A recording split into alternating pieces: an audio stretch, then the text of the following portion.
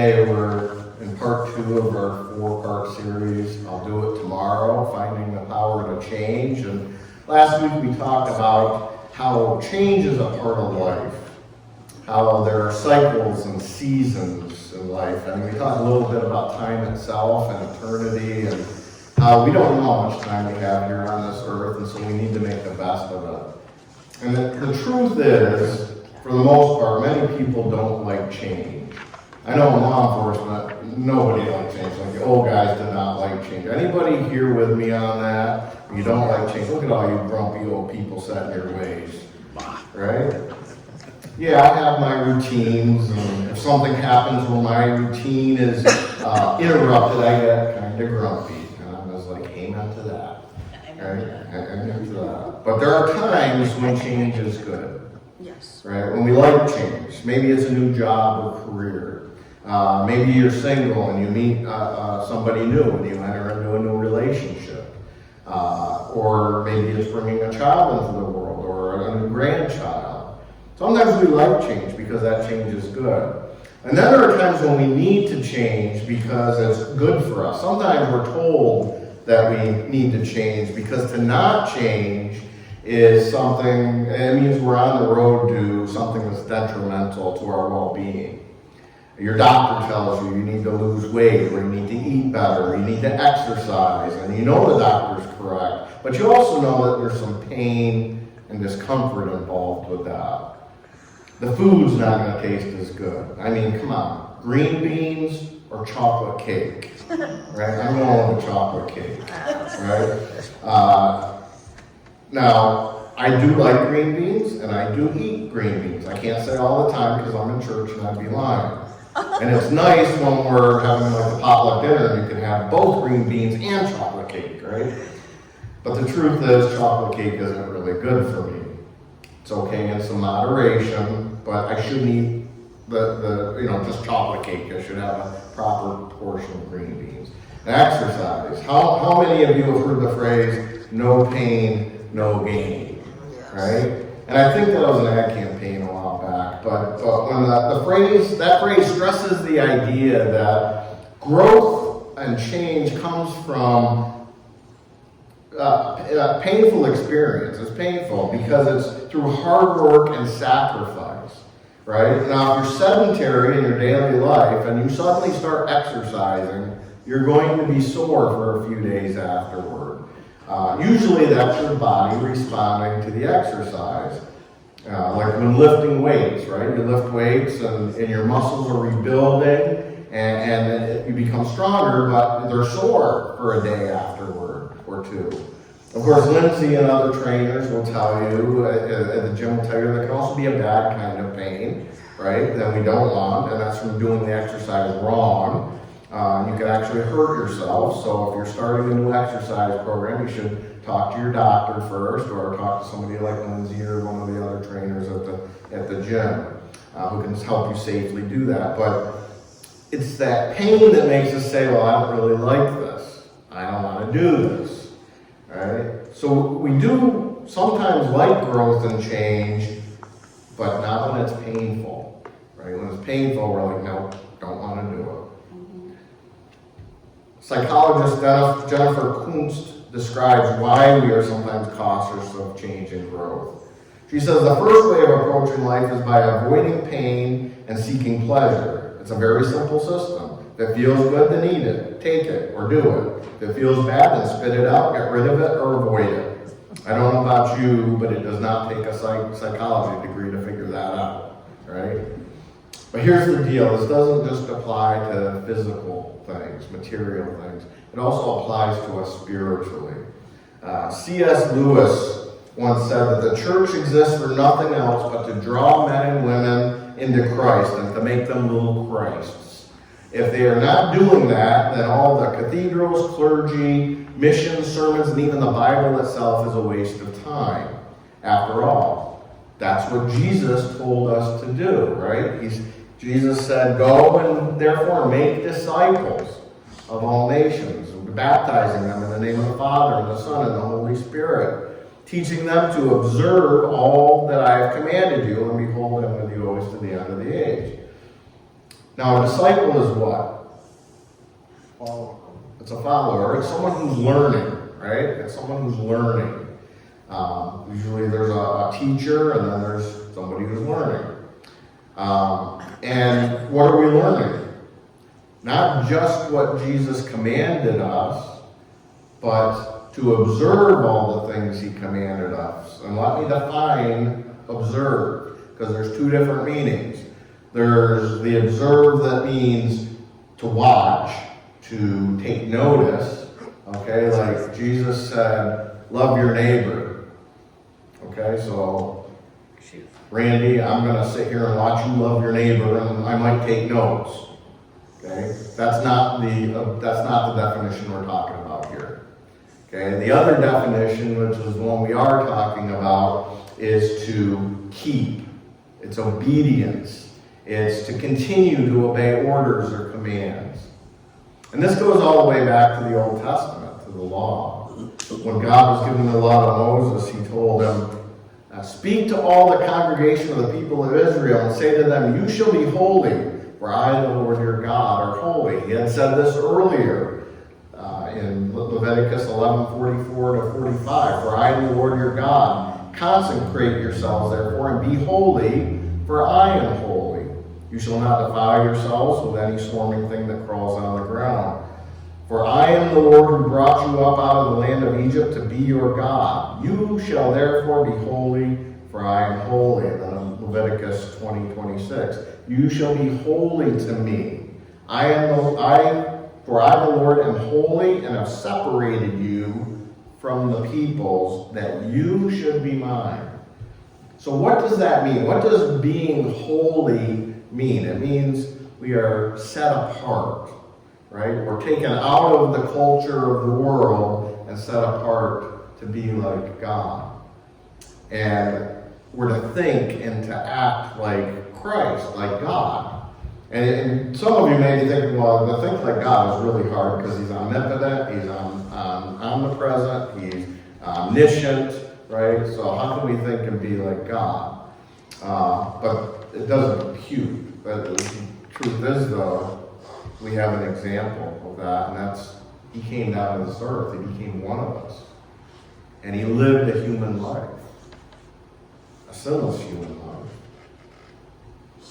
He set an example. Emmanuel, God with us. Jesus. And he had a whole bunch of disciples. Right? He had 12 core disciples, but then he had hundreds of other disciples. The word disciples of his today. And interestingly, the person who exemplified this concept, who wrote the most about it, who lived it as we do, okay, as a sinful human being, was the Apostle Paul. He called himself the chief of all sinners and the least of the apostles. Why? Because of the way he had lived prior to his encounter with the living Christ. Right? Persecuting Christians in the church. He knew that he didn't feel worthy to even be an apostle. That's the way he felt before, he went through this process of change and became the man that wrote nearly half the New Testament. Now, Paul wrote more about this process of change. Sanctification is the big church word, the theological term. And he wrote more than anybody else on this. Most of his teaching can be found in Romans, 2 Corinthians, Galatians, Ephesians, and Colossians. But it's all throughout Scripture. And Paul knows this isn't easy because he's lived it. He's done it.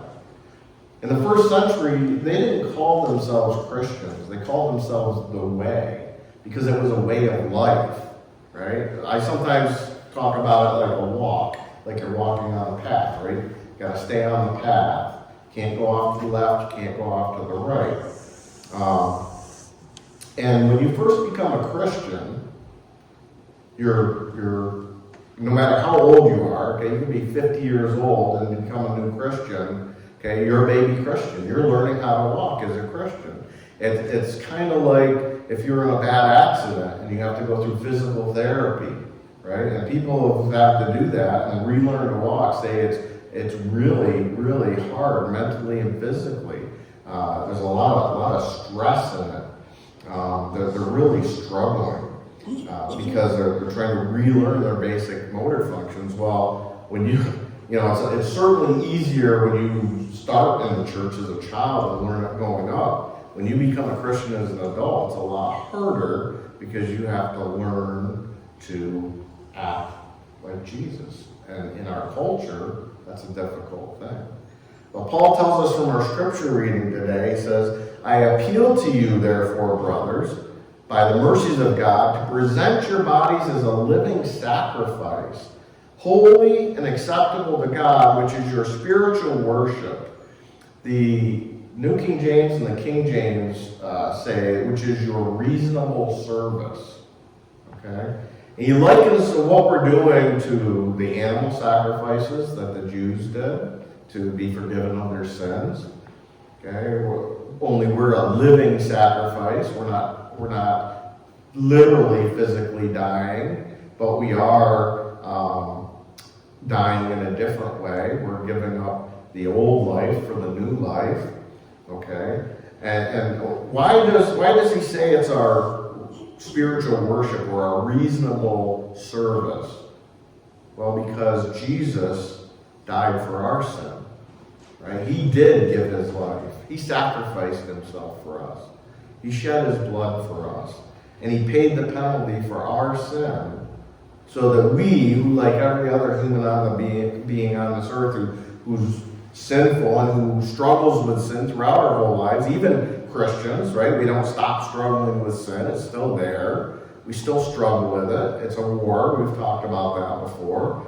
But so that we will be found not guilty when we go before the judge on Judgment Day. And that's a good thing. Because, as Paul said, the wages of sin is death.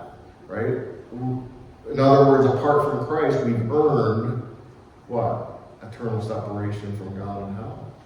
We've earned that from our sin. But we have that grace.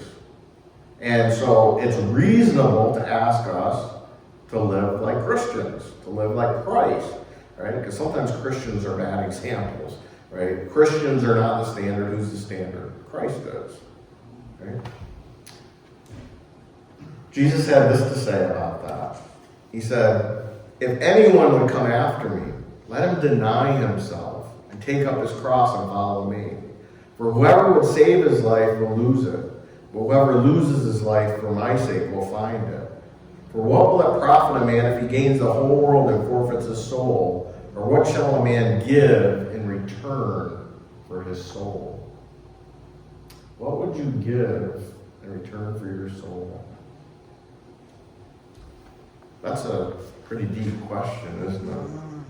In the scope of eternity, Jesus, who is eternal, knows that there are people out there right now who scoff at God and are enjoying the pleasures of sin that someday will be filled with despair and regret, realizing that their 50, 60, 100 years on this earth, that wasn't even a quantum particle in the timeline of eternity.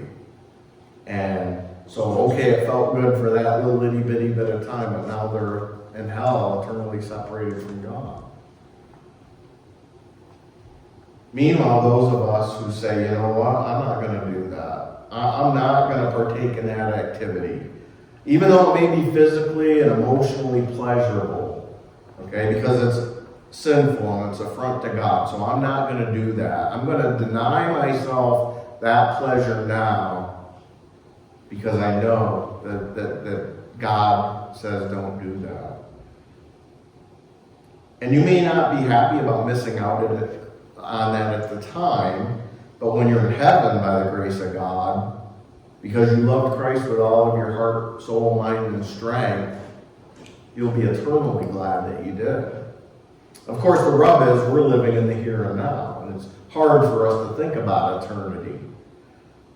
So Paul says, do not be conformed to this world, but be transformed by the renewal of your mind, that by testing you may discern what is the will of God, what is good and acceptable and perfect. Don't give in to the world. Don't give in to our culture. Don't just go along to get along. You can love your neighbor and not accept their lifestyle. You can go to their barbecue but not accept the invitation to go out and get drunk later. You can be friendly at work but not cheat on your spouse. You can tell your friends, hey, we're friends, but I'm not going to go out and do that with you later. It's illegal. It's sinful. You can and should stand for Christian principles and not give in to this whole woke ideology that's permeating our culture today. And what helps us to do that is by renewing our mind. Coming to church on Sunday, going to Bible study or doing personal Bible study, hearing and learning God's Word, prayer, worship, renewing your mind and growing in Christ. Again, Christian growth is called sanctification, being separated to God, becoming holy. And it's a lifelong process, okay? And like anything that grows, that's living, it takes time, right? And that includes becoming a Christian. You're a baby Christian when you first start, and you mature over time, and you grow. And it's a lifelong process. You put your faith and trust in Jesus, the Holy Spirit dwells within you, so you're not alone in this.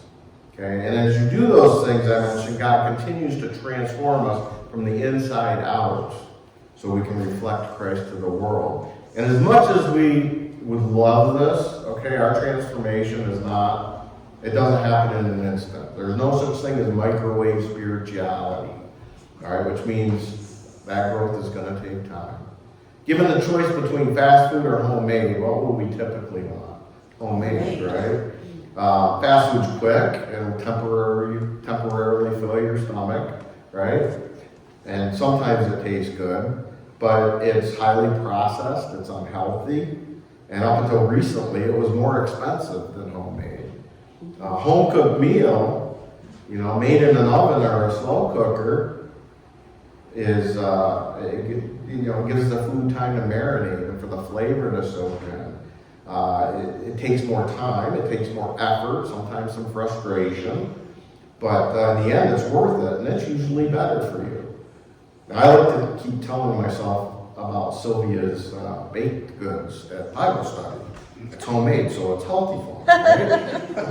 That's some serious justification. Except I know the truth. I know the truth. The sanctification process is a lifelong process in the growth of a believer, with all the complexities and the messiness that entails. And unfortunately, with the apostate church today, there's also a fast food Christianity where there's just, the answers, easy answers are the norm. But I'm going to be transparent with you, and I'm going to be honest with you, and that's the sanctification is not easy. Okay, it's not easy. It relies on trust, and it relies on community. Okay? And that's why, we're in this together, right? And that's why Paul, for the rest of that passage today, talked about being unified, being together with one another. Not thinking we're better than one another. Not thinking you're better than the person next to you, but being humble and willing to serve them. Using the gifts God has given you to serve those around you. Just turn to your neighbor and say, I'm here for you. I'm here for you. I'm here for you. Yeah. And of course, there's also the ongoing work of the Holy Spirit, right? The Spirit renews and transforms believers from the inside out. The same Spirit who raised Christ from the dead is in you. And listen, this isn't behavior management, okay? Don't be confused. This is transformation. We aren't just changing our behavior. We are literally becoming a new person. Okay? It's somebody who knew you before you were a Christian, and they come up to you and hang out with you for a few minutes, they're going to be like, who are you? Yeah. Right? You are not the person I knew 5 years ago, or a year ago, or even last week for that matter. Right? Something's definitely different about you. because you are literally changing. Paul talks about taking off the old self and putting on the new self, like clothing, right? God is changing our thoughts and our emotions and our habits. By the power of the Holy Spirit, believers put to death sin and unrighteousness. Be transformed by the renewing of your mind. Let me close with this. And I already started talking about it earlier, so I can be brief on this. Practically, okay, what can we do practically to be renewed and transformed? The way we can work on growing in Christ is by cultivating spiritual disciplines. Things like prayer, service, either here in the church or community, Bible study, meditation, not the Eastern philosophical kind. Okay, biblical meditation is concentrated thinking or reflection. Okay, coming to church. And then somebody reminded me of another one at the end of the last service, and that's journaling is another one, another spiritual discipline. So theologian Richard Foster describes the importance of these disciplines, saying, disciplines do not earn us favor with God or measure spiritual success. They are exercises which equip us to live fully and freely in the present reality of God. And God works with us, giving us grace as we learn and grow. So you can go to Gemini Fitness to exercise your physical muscles, lose weight, get in shape, become healthier. Okay? Make sure that you put the check out to me out of your advertising budget. All right? That's 2 services plus the internet. Shameless plug for Lindsay's gym there. But you can exercise physically, and then spiritually, you participate in spiritual discipline, including by coming here.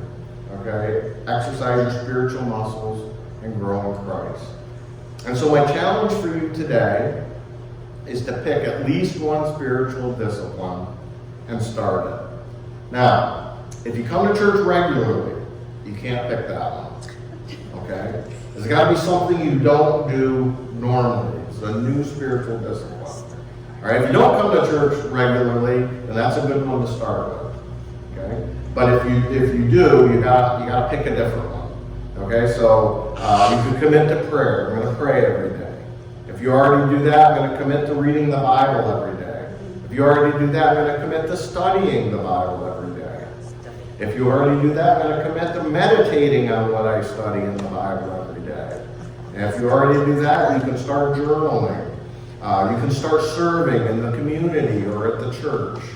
But pick one, do it for at least 40 days before you start another one, because you want to get that as a good, healthy habit in your life. Okay? Because what's our goal? What's our goal? Sanctification. Right? To become like Jesus, right? To be holy, to be set apart. And how do we know that what is the perfect will of God?